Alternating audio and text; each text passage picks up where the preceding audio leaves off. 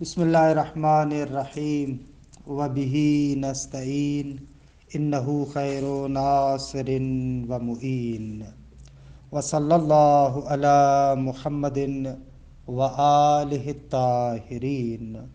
خداوند منان کے لطف و کرم سے انشاءاللہ شرح باب ہادی اشر کے دروس کا آغاز کیا جاتا ہے۔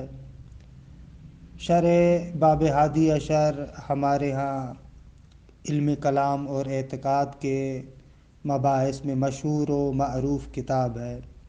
قدیم الایام سے یہ کتاب ہمارے درسی کتابوں میں رہی ہے۔ اس کتاب کے بارے میں مختلف شروحات بھی لکھی گئی ہے، لیکن الحمدللہ ہمارے ہاں پاکستان میں بھی مدارس کے اندر علماء کے ساتھ اس کتاب کو پڑھایا جاتا ہے۔ تو بہرحال اس کتاب کے بارے میں جو مباحث ہیں، ایک مرتبہ انسان بہت ہی طول و تفصیل کے ساتھ مباحث کو ذکر کرے، اور ایک مرتبہ یہ ہے کہ نہ کوشش کرے کہ نہایت اختصار کے ساتھ اصل کتاب کے اندر جو مطالب ہیں ان کو اچھے طریقے سے تقریر کیا جائے۔ باب ہادی اشر کا ایک ہمارا دورہ تھا کہ جس دورے میں باب ہادی اشر کو بہت ہی طول و تفصیل کے ساتھ بیان کیا گیا ہے، لیکن اس طول و تفصیل کو اگر ہم لوگ چھوڑیں، کیونکہ ہر ایک کے اندر اتنا حوصلہ نہیں ہے کہ اتنی تفصیلات کے ساتھ ان مباحث کو پڑھے۔ آج کل کا زمانہ بہرحال سرعت کا زمانہ ہے، نہ ہمارے طلاب کے اندر وہ اتنی زیادہ تڑپ ہے کہ بہت ہی تفصیلات کے ساتھ بیٹھ کر مباحث کو دیکھیں، اور نہ ہی اساتذہ کے اندر اتنا حوصلہ ہے کہ ان طول و تفصیلات کے ساتھ مطالب کو شاگرد کے سامنے بیان کریں۔ لہٰذا بعض دوستان کے تقاضے کو مد نظر رکھتے ہوئے باب ہادی اشر کا ایک نہایت مختصر سا دورہ کہ جس میں کوشش کی جائے گی کہ کتاب کے مطالب کو اچھے طریقے سے تقریر کریں اور گزرتے جائیں، اس دورے کا آغاز کرتے ہیں کہ بہرحال جو دوستان تفصیلات کو چاہتے ہیں تو پھر بعد والے مباحث میں جیسے کشف المراد کے دروس ہیں، اگر ان کی طرف مراجعہ کریں تو وہ تفصیلات وہاں پر بھی موجود ہیں، یا وہ باب ہادی اشر کا دورہ جو نہایت تفصیل کے ساتھ بیان کیا گیا ہے اس کی طرف انشاءاللہ مراجعہ کریں گے۔ اچھا، آتے ہیں اصل کتاب کی طرف۔ یہ کتاب شرح باب ہادی اشر در حقیقت ایک متن ہے اور اس کی شرح ہے۔ باب ہادی اشر اصل میں متن ہے، اور اس متن کے لکھنے والے علامہ حلی رحمۃ اللہ علیہ ہیں، یعنی ابو منصور حسن بن یوسف بن علی بن مطہر حلی، کہ جو معروف ہیں علامہ حلی کے نام سے۔ متوفی ہیں 726، قرن ہشتم کی شخصیت ہے، اور علامہ حلی کی شخصیت بہرحال عالم تشیع کے اندر بلکہ عالم اسلام کے اندر بہت ہی معروف شخصیت ہے۔ یہ ان شخصیتوں میں سے ہے کہ جس کے بارے میں کہتے ہیں کہ 13 سال کی عمر میں مرجعیت کے درجے پر پہنچے ہوئے تھے، اپنے زمانے کے نابغہ تھے، واقعاً ایک فوق العادہ انسان۔ ان کا یہ متن ہے باب ہادی اشر کے نام سے، کہ انشاءاللہ وجہ تسمیہ بھی کتاب کے اندر آئے گی اور وہاں پر ذکر کریں گے کہ در حقیقت شیخ طوسی ابو جعفر طوسی متوفی 460 یعنی قرن پنجم میں شیخ طوسی رحمۃ اللہ علیہ کی ایک کتاب ہے مصباح المتحجد، کہ جو ادعیہ اور عبادات کے بارے میں ہے۔ علامہ حلی رحمۃ اللہ علیہ نے اس مصباح المتحجد کا خلاصہ بنایا جو منہاج الصلاح فی مختصر المصباح کے نام سے ہے، کہ 10 ابواب تھے اس کے، کہ ان 10 ابواب کے اندر عبادات اور دعاؤں کا بیان تھا۔ خوب مرحوم علامہ حلی نے دیکھا کہ ظاہر سی بات ہے کہ عبادت اور دعا معبود اور مدعو کی شناخت اور معرفت کے بغیر ممکن نہیں ہے، تو آپ نے ایک اور باب کا اضافہ کر دیا کہ جو بنا باب ہادی اشر، 11واں باب جو اعتقادات کے بیان میں تھا، کہ انشاءاللہ یہ شارح خود کتاب کے اندر ذکر کریں گے۔ یہ ہے باب ہادی عشر۔ اس کے بعد اس باب ہادی عشر پر مختلف شروحات لکھی گئی، ان میں سے جو معروف شرح ہے النافع یوم الحشر، فاضل مقداد کی شرح باب ہادی عشر ہے۔ فاضل مقداد ہمارے فقہا کے اندر ایک نہایت معروف شخصیت ہے۔ ابو عبداللہ مقداد ابن عبداللہ محمد ابن حسین ابن محمد اسدی سیوری کہ یہ متوفہ ہیں 826، یعنی دقیقاً علامہ حلی سے 100 سال بعد۔ علامہ حلی متوفہ 726 اور فاضل مقداد متوفہ ہیں 826۔ انہوں نے یہ شرح لکھی النافع یوم الحشر، کہ معروف شروحات میں سے الحق والانصاف۔ فاضل مقداد کی بھی بہت بڑی شخصیت ہے، ان کے بھی علم کلام کے اندر متعدد آثار ہیں۔ معروف ترین اثر ان کا اللوامع الالہیہ فی المباحث الکلامیہ، کہ بہترین کتاب ہے کلامی طور پر۔ اور اسی طریقے سے ایک اور ان کی کتاب فاضل مقداد کی ارشاد الطالبین الی نہج المسترشدین، کہ یہ بھی ظاہراً مرحوم علامہ حلی کا متن ہے اور فاضل مقداد کی شرح ہے۔ اور ایک اور ان کی کتاب جو ابھی تازہ بھی چھپی ہے، شرح فصول نصیریہ۔ فصول نصیریہ خواجہ نصیر الدین طوسی کی کتاب ہے کہ جس کی انہوں نے شرح فرمائی ہے۔ یہ ان دو بزرگان کے بارے میں اختصار کے ساتھ۔ اچھا، آتے ہیں آہستہ آہستہ خود مقدمے کی طرف چلتے ہیں، کیونکہ علم کلام کے بارے میں جو کچھ عمومی مباحث ہیں کہ علم کلام کی تعریف کیا ہے، علم کلام کی وجہ تسمیہ کیا ہے، علم کلام کا موضوع کیا ہے، علم کلام کی تاریخ کے کون کون سے ادوار ہیں، کون کون سے مختلف فرق اور مذاہب ہیں، کہ یہ تفصیلات ہم علم کلام کے تعارف میں ذکر کر چکے ہیں، لہذا ان تفصیلات کا ہم یہاں پر تکرار نہیں کریں گے۔ جو دوست ذوقین ہے اور علم کلام کی تاریخ کو، علم کلام کے ادوار کو، علم کلام کے معروف فرق اور ان کی عقائد وغیرہ کو جاننا چاہتا ہے، تو وہ علم کلام کا جو تعارف ہے، کلام اسلامی کا تعارف تقریباً 17 جلسات ہے، ان کے اندر ہم نے ان مباحث کو ذکر کیا ہے، لہذا یہاں پر ان مباحث کو ذکر نہیں کریں گے۔ ایک نقطہ ذکر کرتا ہوں اور پھر وارد ہو جاتا ہوں خود فاضل مقداد کے متن کی طرف۔ دیکھیں، جو معرفت کے متلاشی ہیں، جو حقائق کو پہچاننا چاہتے ہیں، کہتے ہیں وہ 4 گروہ ہیں۔ ایک گروہ کو حکماء کہا جاتا ہے، دوسرے گروہ کو متکلمین کہا جاتا ہے، تیسرے گروہ کو صوفیہ کہا جاتا ہے، اور چوتھے گروہ کو عرفاء کہا جاتا ہے۔ معرفت کے متلاشی 4 طرح کے لوگ ہیں، یا حکیم ہے، حکیم یعنی وہی فلسفی، یا متکلم ہے یعنی علم کلام کا ماہر، یا صوفی ہے، یا عارف ہے۔ ان چاروں کی وضاحت اس طریقے سے ہے۔ آقا فاضل تونی اپنے ایک رسالے کے اندر ان 4 لوگوں کی وضاحت ایسے کہتے ہیں۔ حکیم یا فلسفی اس شخص کو کہتے ہیں کہ جو حقائق اشیاء کو برہان و دلیل عقلی سے طلب کرتا ہے، یعنی وہ چاہتا ہے کہ اشیاء کی حقائق کو طلب کرے، لیکن اس کا جو مسیر اور راستہ ہے وہ برہان اور دلیل عقلی ہے۔ اب پھر فرق نہیں پڑتا وہ برہان اور دلیل عقلی ظواہر شریعت کے مطابق ہو یا ظواہر شریعت کے مطابق نہ ہو۔ حکیم اور فلسفی کہتا ہے کہ میں حقائق اشیاء کو دلائل عقلیہ کے ذریعے سے طلب کروں گا، میں مقید نہیں ہوں کہ وہ میرے دلائل عقلیہ ظاہر شریعت کے مطابق ہوں یا ظاہر شریعت کے مطابق نہ ہوں۔ اسے کہتے ہیں حکیم اور فلسفی۔ اس کے مقابلے میں متکلم ہے۔ متکلم اس شخص کو کہتے ہیں کہ جو حقائق اشیاء کو برہان و دلیل سے طلب کرتا ہے، لیکن اس کے پاس شرط یہ ہے کہ وہ برہان و دلیل ظواہر شریعت کے مطابق ہو، ظواہر شریعت سے باہر نہیں جائے گا۔ اگر دلیل اور برہان ظواہر شریعت سے باہر چلے جائیں تو متکلم اس کو قبول نہیں کرے گا۔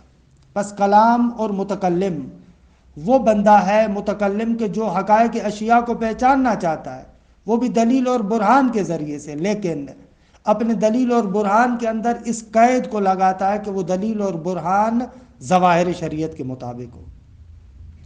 تیسرا گروہ صوفی یا صوفیہ۔ صوفی اس شخص کو کہتے ہیں کہ جو ریاضت اور سیر و سلوک کے ذریعے سے حقائق اشیاء کو پہچانتا ہے، یعنی حقائق اشیاء کو طلب کرتا ہے لیکن ریاضت کے ذریعے سے، سیر و سلوک کے ذریعے سے۔ البتہ اس کے پاس بھی شرط یہ ہوتی ہے کہ اس کی ریاضت شریعت کے مطابق ہو، اسے کہتے ہیں صوفی۔ اس کے مقابلے میں عارف۔ عارف اس شخص کو کہتے ہیں کہ جو ریاضت کے ذریعے سے حقائق اشیاء کو طلب کرتا ہے لیکن اپنی اس ریاضت کو ظواہر شریعت کا پابند نہیں بناتا۔ ضروری نہیں ہے کہ اس کی وہ ریاضت ظواہر شریعت کے مطابق بھی ہو۔ اس اعتبار سے دیکھیں ہمارے پاس جو صوفی اور متکلم ہے یہ دونوں تقریباً ایک جیسے ہیں کہ دونوں ظواہر شریعت کو قید کرتے ہیں، یعنی شرط لگاتے ہیں ظواہر شریعت کی، جبکہ ان کے مقابلے میں عارف اور حکیم ظواہر شریعت کی قید نہیں لگاتے۔ اب ضروری نہیں ہے کہ ان کا جو طریقہ ہو وہ شریعت کے خلاف ہو، نہ، میں جملہ یہ عرض کرنا چاہ رہا ہوں کہ ظواہر شریعت کو قید نہیں کرتے کہ حتماً ظواہر شریعت کے مطابق ہو۔ یہ ان چار گروہوں کا اجمالی بیان کہ جو آغا فاضل تونی ان کے حکمت قدیم کے بارے میں جو رسالہ ہے اس کے مقدمے میں انہوں نے ان چاروں گروہوں کا اس طریقے سے بیان ذکر کیا ہے کہ بہرحال تفصیلات اپنے مقام پر، بس معرفت کے متلاشی یہ چار گروہ ہیں: حکیم، متکلم، صوفی اور عارف۔ اور ہم انشاءاللہ ابھی جو یہاں پر گفتگو کریں گے وہ کلام کے بارے میں ہے، متکلم کے ساتھ ہمارا سروکار ہے، یعنی وہ بندہ کہ جو حقائق اشیاء کو دلیل و برہان کے ذریعے سے جاننا چاہتا ہے اور شرط یہ ہے کہ وہ ظواہر شریعت کے مطابق ہو، اسے ہم کہتے ہیں متکلم۔ آتے ہیں خود فاضل مقداد کی طرف کہ اصل کتاب کے آغاز سے فاضل مقداد ایک مقدمہ ذکر کرتے ہیں اور اس مقدمے میں حمد و ثنا کو ذکر کرتے ہیں اور اس کتاب کی غرض تالیف کو بھی بیان کرتے ہیں۔ دیکھیں پرانے زمانے میں یہ ہوتا تھا کہ جب بھی علماء کتابوں کو تصنیف فرماتے تھے تو کتاب کے آغاز میں جو خطبہ ذکر کرتے تھے اس خطبے کے اندر وہ اصطلاحات ذکر کرتے تھے کہ جن اصطلاحات کو اس علم کے اندر بیان کرنا مقصود ہوتا ہے، یعنی خطبے کے اندر الفاظ کی چینش اس طریقے سے ہوتی تھی، الفاظ کی ترتیب اس طریقے سے ہوتی تھی کہ اس سے اجمالاً پتہ چلتا تھا کہ اس علم میں کیا بیان ہونے والا ہے۔ مثلاً آپ لوگ سمدیہ پڑھتے ہیں، خب سمدیہ کے خطبے کے اندر ہی دیکھیں آغاز میں خبر کا ذکر ہوگا، کلام کا ذکر ہوگا، رفع و نصب و کسر و ان تمام چیزوں کو وہاں پر ذکر کیا جاتا ہے کہ اجمالاً اشارہ بھی ہو کتاب کے اصل مقصود کی طرف، کہ اس کو علم بدیع کی اصطلاح میں براءۃ الاستحلال بھی کہتے ہیں۔ براءۃ الاستحلال کا معنی یہی ہوتا ہے کہ آپ آغاز کتاب میں، خطبہ کتاب کے آغاز میں ان مطالب کی طرف اجمالاً اشارہ کریں جو مطالب اس کتاب کے اندر ذکر ہونے والے ہیں۔ تو بہرحال یہاں پر بھی جو خطبہ ذکر کر رہے ہیں فاضل مقداد، وہ خطبہ بھی اسی براءۃ الاستحلال سے خالی نہیں ہے کہ براءۃ الاستحلال کو ذکر کرتے ہیں، یعنی الفاظ کی چینش، الفاظ کا چناؤ اس طریقے سے جو اصل مطلب کی طرف اشارہ کر رہے ہیں کہ خوب ہماری یہ کتاب ظاہر سی بات ہے کہ اصول دین کے بارے میں، اعتقادات کے بارے میں ہے، توحید ہے، صفات پروردگار عالم ہے، عدل ہے، نبوت ہے، امامت ہے، قیامت ہے۔ تو اس کتاب کے خطبے میں بھی، آغاز میں بھی اسی طریقے سے انتخاب کیا گیا الفاظ کو کہ جن کے بارے میں بعد میں تفصیل سے گفتگو ہوگی۔ کہ بہرحال میں اس کو سرعت کے ساتھ ابھی ترجمہ کرتا ہوں، وگرنہ ظاہر سی بات ہے کہ اگر ایک ایک لفظ پر رکوں گا تو اسی خطبے کے اندر بہت سارے دن لگ جائیں گے، حالانکہ یہ مباحث ہمارے آنے والے ہیں۔ بسم اللہ الرحمن الرحیم۔ الحمد للہ الذی دل علی وجوب وجودہ افتقار الممکنات، کہ الحمد تمام تعریفیں ہیں، تمام حمد ہے، ثنا ہے، للہ اللہ تبارک و تعالیٰ کے لیے۔ اچھا، حمد اور شکر کیا ہے اس کے بارے میں آپ ادبیات میں پڑھ چکے ہیں۔ مثلا مختصر المعانی میں آپ پڑھتے ہیں حمد یعنی هو الثناء باللسان على قصد التعظیم سواء تعلق بالنعمت او بغیرها۔ حمد اس ثنا اور تعریف کو کہتے ہیں جو لسان یعنی زبان کے ساتھ ہو، ہوا ثناء باللسان، جو زبان کے ساتھ ہو، علی قصد تعظیم، کہ محمود کی عظمت کو مد نظر رکھتے ہوئے قصد تعظیم کے ساتھ انسان زبان کے ساتھ ثنا کرے، سواء تعلق بالنعمت او بغیرہا، چاہے اب وہ ثنا نعمت کے ساتھ تعلق لے یا غیر نعمت کے ساتھ تعلق لے۔ حمد کے اندر ضروری نہیں ہے کہ جو آپ حمد اور ستائش کر رہے ہیں آپ نعمت پر کریں، نہ، نعمت اور غیر نعمت دونوں میں سے کسی بھی ایک پر حمد ہو سکتی ہے۔ البتہ حمد اور ثنا کے اندر یہ ضروری ہے کہ یہ ثنا اور حمد لسان یعنی زبان کے ساتھ ہونی چاہیے، جبکہ اس کے مقابلے میں شکر ہے۔ شکر کہتے ہیں فعلون ينبئ عن تعظیم المنعم لکونہ منعما سواء کان باللسان او بالجنان او بالارکان، کہ شکر وہ فعل ہے جو منعم کی تعظیم کا پتہ دیتا ہے۔ اچھا، ایسا فعل جو منعم کی تعظیم کا پتہ دیتا ہے، اس کی تعظیم کی جاتی ہے اس فعل کے ذریعے سے، لکونہ منعما، اس لیے کہ وہ انعام کرنے والا ہے۔ لیکن شکر کے لیے ضروری نہیں ہے کہ وہ زبان کے ساتھ ہو سکتا ہے زبان کے ساتھ ہو سکتا ہے قلب کے ساتھ ہو سکتا ہے کہ اعضاء کے ذریعے سے ہو، اس میں یہ فرق نہیں پڑتا۔ اس اعتبار سے دیکھا جائے تو حمد اور شکر کے درمیان فرق ہے۔ مورد حمد زبان ہے، جبکہ مورد شکر زبان بھی ہو سکتی ہے، قلب بھی ہو سکتا ہے اور اعضاء و جوارح بھی ہو سکتے ہیں۔ پس مورد کے اعتبار سے شکر حمد سے اہم ہے، کیونکہ شکر زبان سے بھی ہو سکتا ہے، قلب سے بھی ہو سکتا ہے، دوسرے اعضاء کے ساتھ بھی ہو سکتا ہے، جبکہ مورد حمد فقط اور فقط زبان ہے۔ لیکن متعلق شکر فقط نعمت ہے، جبکہ متعلق حمد نعمت اور غیر نعمت دونوں ہے۔ تو متعلق کے اعتبار سے حمد شکر سے اہم ہے، چاہے وہ نعمت کے ساتھ تعلق لے یا غیر نعمت کے ساتھ، جبکہ شکر کے اندر متعلق فقط اور فقط نعمت ہے۔ لہذا دیکھا جائے تو حمد اور شکر دونوں من جہتن اعم ہے اور من جہتن اخص ہے۔ حمد مورد کے لحاظ سے اخص ہے، شکر مورد کے لحاظ سے اعم ہے، لیکن حمد متعلق کے اعتبار سے اعم ہے اور شکر متعلق کے اعتبار سے اخص ہے، کہ یہ آپ ادبیات کی کتابوں میں پڑھ چکے ہیں، کہ خلاصہ میں نے عرض بھی کر دیا کہ یہ مطلب مختصر المعانی میں آپ پڑھتے ہیں۔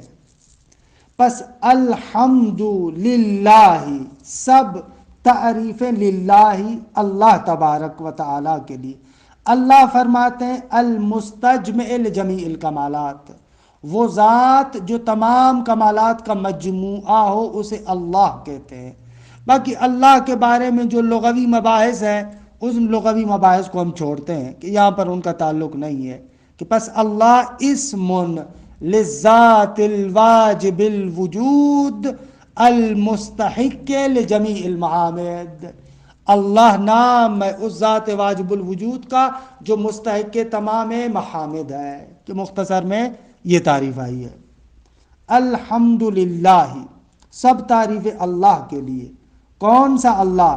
الذی دل علی وجوب وجودہ افتقار الممکنات، کہ افتقار الممکنات دل کا فاعل ہے، وہ ذات کہ دلالت کرتا ہے اس کے وجود کے وجوب پر، یعنی اس کے واجب الوجود ہونے پر دلالت کرتا ہے۔ کیا؟ افتقار الممکنات، تمام ممکنات کا اس ذات کی طرف محتاج ہونا اس کے واجب الوجود ہونے کو بیان کرتا ہے۔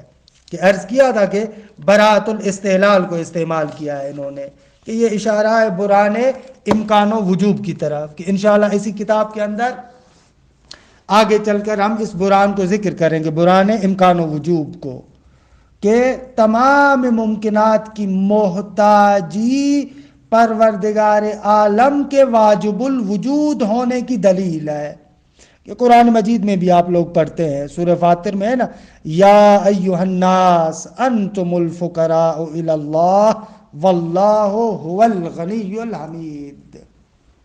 کہ بہرحال واجب الوجود کیا ہے، ممکن الوجود کیا ہے، واجب الوجود کی طرف ممکن الوجود کیوں محتاج ہے، کہ یہ تفصیلات انشاءاللہ ہم آئندہ مباحث میں، کہ برہان جو ذکر ہوگا وہاں پر ذکر کریں گے، یہاں پر ذکر نہیں کرتا. بس یہ پہلا جملہ اشارہ ہے اسی برہان امکان و وجوب کی طرف. الحمدللہ الذی دل علی وجوب وجود ہی دل افتقار الممکنات، ممکنات کی محتاجی جس کے واجب الوجود پر دلیل ہے. وَعَلَىٰ قُدْرَتِهِ وَعِلْمِهِ احکام المصنوعات، یعنی الذی دل علی قدرتہ وعلمہ احکام المصنوعات، اس طریقے سے عبارت ہے. وہ اللہ کے دلالت کرتا ہے اس کے قدرت پر اور اس کے علم پر. کیا دلالت کرتا ہے؟ احکام المصنوعات. یہ جو مصنوعات اور مخلوقات کا محکم اور متقن ہونا ہے، یہ مخلوقات کا محکم اور متقن ہونا، محکم اور متقن ہونا اس کی قدرت اور اس کے علم پر دلالت کرتا ہے. کہ انشاءاللہ صفات باری تعالی میں سے اولین صفت جو اس بات واجب کے بعد ذکر کریں گے وہ قدرت باری تعالی ہے. اس کے بعد علم باری تعالی کو ذکر کریں گے. قدرت اور علم واجب پر جہاں پر مختلف دلائل ہیں، ان میں سے ایک دلیل جو ذکر کریں گے وہ یہ احکام مصنوعات، مصنوعات اور مخلوقات کا محکم ہونا، متقن ہونا اور اتنا نظم و ضبط کے مطابق ہونا اور اتنے اسرار اور رموز پر مشتمل ہونا، یہ دلالت کرتا ہے خدا کی قدرت پر بھی اور خدا کے علم پر بھی. کس طریقے سے دلالت کرتا ہے، کیسے دلالت کرتا ہے، انشاءاللہ تفصیلات بعد میں ذکر کریں گے. بس پہلا جملہ اشارہ ہے پروردگار عالم کے وجود کے اس بات کے برہان کی طرف، اور دوسرا جملہ خداوند متعال کی صفات ثبوتیہ میں سے جو قدرت اور علم ہے اس کے دلیل کی جانب اشارہ ہے. صفات ثبوتیہ میں سے جو قدرت اور علم ہے اس پر کیا دلیل ہے، اس کی جانب اشارہ کیا دوسرے جملے کے ذریعے سے کہ الحمدللہ الذی دل علی قدرتہ وعلمہ احکام المصنوعات. مصنوعات یعنی یہی مخلوقات، مخلوقات اور مصنوعات کا جو احکام ہے، انسجام ہے، نظم و ضبط ہے، یہ دلالت کرتا ہے خدا کے علم و قدرت پر. اور مزے کی بات یہ ہے کہ صفات میں سے پہلے قدرت کا ذکر ہے انشاءاللہ بعد میں بھی، تو پہلے قدرت کو اور پھر علم کو ذکر کیا. المتعالی ان مشابہت الجسمانیات. اچھا، یہ تیسرا جملہ صفات سلبیہ کی طرف اشارہ ہے. پہلا جملہ اشارہ تھا خداوند متعال کے وجود کے اثبات کی طرف، دوسرا جملہ اشارہ تھا صفات ثبوتیہ کی طرف کہ علم و قدرت صفات ثبوتیہ میں آتا ہے. المتعالی ان مشابہت الجسمانیات، یہ جملہ اشارہ ہے صفات سلبیہ کی طرف. وہ خدا کہ المتعالی یعنی جو برتر ہے، ان مشابہت الجسمانیات، جسمانیات کے ساتھ مشابہت رکھنے سے برتر ہے. کہ یہ انشاءاللہ اشارہ ہے اس نقطے کی طرف کہ لیس بجسم ولا جسمانی، خدا جسم و جسمانیت سے منزہ ہے. وہ جو دو منحرف فرقے مشبہ اور مجسمہ ان دونوں کو نقد کر رہے ہیں، نہ، خدا جسم و جسمانیات سے برتر ہے.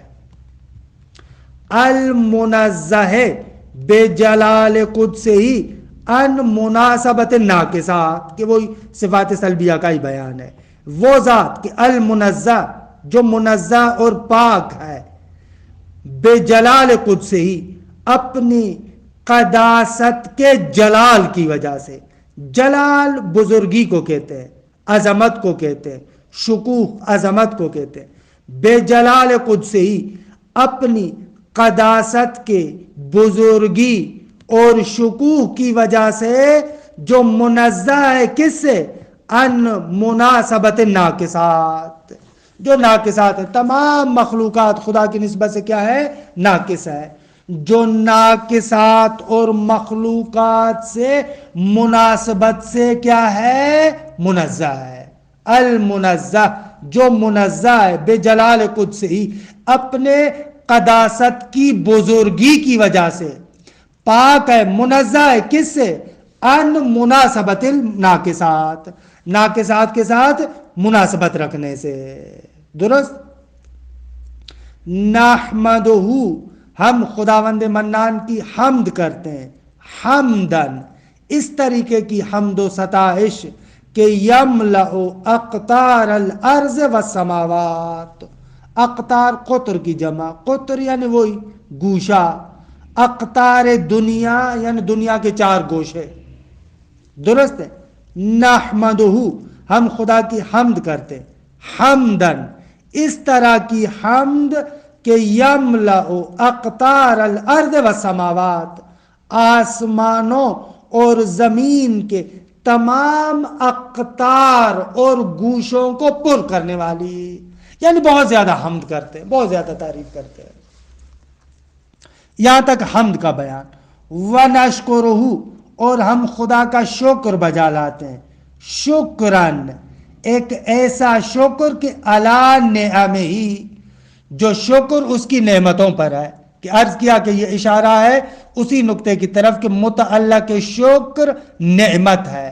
متعلق شکر نعمت ہے، نعمت پر ہی شکر ہوتا ہے، غیر نعمت پر شکر نہیں ہوتا. اسی نقطے کی جانب اشارہ کرتے ہوئے فرمایا وَنَشْكُرُهُ شُكْرًا عَلَى نِعَمِهِ، جو باری تعالیٰ نے نعمتیں عطا کی ہیں ان پر شکر کرتے ہیں.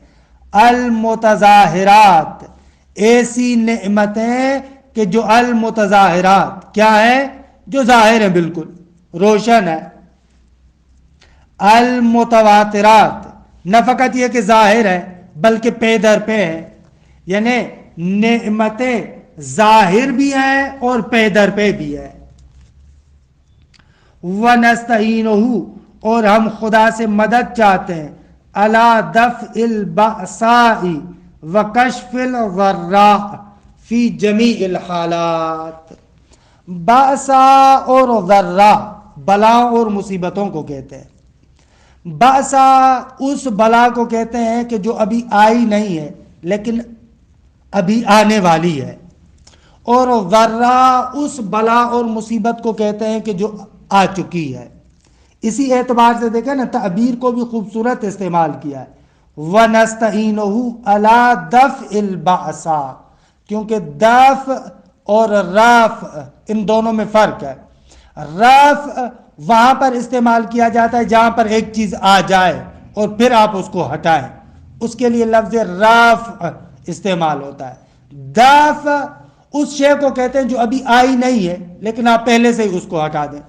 مثلا آپ کے گھر میں ایک مرتبہ چور داخل ہو جاتا ہے اور آپ اس کو بھگاتے ہیں، اس کے لیے رفع استعمال ہوگا. لیکن دوسری مرتبہ آپ چور کو گھر میں گھسنے ہی نہیں دیتے تو وہاں پر لفظ دفع استعمال ہوگا. تو یہاں پر بھی دیکھیں شاعر نے الفاظ کو خوب استعمال کیا ہے. وَنَسْتَعِينُهُ عَلَى دَفْعِ الْبَأْسَاءِ، ہم خداوند متعال سے مدد چاہتے ہیں. کس بات پر؟ عَلَى دَفْعِ الْبَأْسَاءِ، بلاؤں اور مصیبتوں کے دفع کرنے پر. جو بلائیں آنا چاہتی ہیں ان کو دور بھگانے پر ہم خدا سے کیا ہے؟ مدد چاہتے ہیں. وَكَشْفِ الضَّرَّاءِ، اور وہ مصیبتیں پریشانیاں جو آ چکی ہیں ان کو ختم کرنے پر. فی جمیع الاحوال، فی جمیع الحالات، تمام حالات میں، تمام حالات میں. دفع بأسا اور کشف ضراء میں ہم خدا سے مدد چاہتے ہیں. خوب، یہاں تک حمد و شکر کا بیان. اس کے بعد صلوات کو پڑھتے ہیں. والصلاۃ علی نبیہ محمد صاحب الآیات والبینات. صلاۃ اور رحمت علی نبیہ، یعنی اللہ تبارک و تعالیٰ کے نبی پر. کہ وہ نبی کون ہے؟ محمد صلی اللہ علیہ وآلہ وسلم صاحب الآیات والبینات، جو صاحب آیات و بینات ہیں۔ آیات یعنی وہی معجزات، معمولاً قرآن مجید کے اندر لفظ آیت کو معجزے کے معنی میں استعمال کیا گیا ہے۔ بینات یعنی دلائل اور براہین، یعنی صلوات و رحمت و اللہ کے نبی پر کہ جو محمد ہے صاحب معجزات اور دلائل ہے۔ بینات یعنی وہی کیا؟ دلائل، اور آیات یعنی وہی معجزات۔ المکمل بے طریقت ہی و شریعت ہی سائر الکمالات، سائر الکمالات المکمل کے لیے مفعول ہے۔ وہ پیغمبر ختمی مرتبت کہ جو تکمیل کرنے والا ہے، المکمل جو تکمیل کرنے والا ہے، بے طریقت ہی یعنی اپنی رفتار کے ذریعے سے، و شریعت ہی یعنی جو اپنی شریعت کے ذریعے سے۔ طریقت جو یہاں پر مراد ہے وہ عرفان میں جو تعبیر استعمال کرتے ہیں وہ مقصود نہیں ہے۔ شریعت، طریقت اور حقیقت اس کا دوسرا معنی ہے۔ یہاں پر طریقت سے مراد یعنی پیغمبر ختمی مرتبت کا جو عملی کردار ہے، جو اپنے عملی کردار، اور شریعت یعنی وہی اقوال، اپنی شریعت اور اپنے طریقت کے ذریعے سے تکمیل کرنے والا ہے تمام کمالات کو۔ کہ روایت بھی ہے نا، بعثت لأتمم مکارم الاخلاق، مجھے مبعوث کیا گیا ہے تاکہ میں مکارم اخلاق کو اپنے انتہائی درجے تک پہنچاؤں۔ پیغمبر ختمی مرتبہ صلی اللہ علیہ وآلہ وسلم کی جو شریعت ہے، یہ آخری شریعت، یہ آخری شریعت خود کمالات کو کیفیت کے اعتبار سے بھی دیکھا جائے اور کمالات کو کمیت کے اعتبار سے بھی دیکھا جائے، ان تمام گزشتہ شرائع کی تکمیل کی حیثیت رکھتی ہے۔ یعنی واقعاً یہ جو شریعت ہے گزشتہ شرائع سے باکمال ہے، کمال کے لحاظ سے عالی ترین درجے پر ہے۔ المکمل وہ پیغمبر جو اپنی طریقت اور شریعت کے سبب تکمیل کرنے والا ہے تمام کمالات کو۔ البتہ بعض نے سائر کا معنی باقی ماندہ کمال کیا ہے۔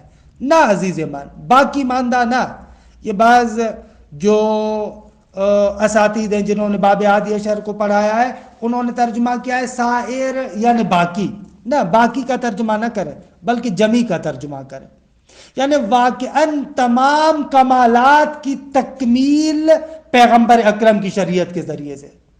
درست ہے گزشتہ انبیاء بھی شرائع لے کر آئے، گزشتہ انبیاء بھی توحید کے بیان کو لے کر آئے، اوصاف خدا کے بیان کو لے کر آئے، لیکن اس توحید کی تکمیل شریعت پیغمبری میں ہے۔ جو توحید اس شریعت میں ہے وہ گزشتہ شرائع کے اندر نہیں ہے، جو اوصاف الہی کا بیان اس شریعت کے اندر ہے وہ گزشتہ شریعتوں کے اندر نہیں ہے۔ تمام کمالات اسی طریقے سے ہیں، لہذا اس کا ترجمہ تمام کریں، جمی کریں، باقی نہ کریں۔ وعلی آلہ اور صلوات و رحمت و رسول اللہ صلی اللہ علیہ وآلہ وسلم کی آل پر کہ الہادین من الشبہ والضلالات، کہ جو ہدایت کرنے والے ہیں۔ شبہ یعنی شبہ کی جمع ہے، شبہ وہی منطق میں جیسے آپ نے پڑھا ہے وہ دلیل فاسد جو بدیہی کے مقابلے میں ہے۔ والضلالات یعنی گمراہی، ضلال کی جمع، جو ہدایت کرنے والے مختلف شبہات اور گمراہیوں سے۔ الذین وہ آل کہ اذهب اللہ عنہم الرجس، کہ جن سے پروردگار عالم نے رجس اور پلیتی کو، ہر طرح کی پلیتی کو کیا ہے دور کیا ہوا ہے۔ وطہرہم اور ان کو پاک کیا ہوا ہے، من الزلات، زلتن یعنی لغزش، جن کو پاک کیا ہوا ہے، ان کے وجود کے اندر کسی قسم کی لغزش نہیں ہے۔ صلاتن والصلاۃ علی نبیہ وعلی آلہ صلاتن، ایک ایسی صلاۃ اور درود کہ تتعاقب علیہم جو پیوستہ پے در پہ ان پر برستی رہے، کتعاقب الآنات جس طریقے سے لمحات اور لحظات پے در پہ گزرتے رہتے ہیں اسی طریقے سے ان پر بھی یہ صلوات اور سلام پے در پہ ہوتے رہیں۔ کہ یہاں سے وہ حمد و صلات کا بیان تمام ہوا۔ آپ نے دیکھا، نوٹ کیا کہ اس کے اندر براۃ الاستحلال تھا۔ اما بعدو کہ دیگه وقت گزر گیا، انشاءاللہ اس کو کل کے جلسے پر رکھتے ہیں۔ صلی اللہ علی محمد و آل بیتہ الطیبین الطاہرین.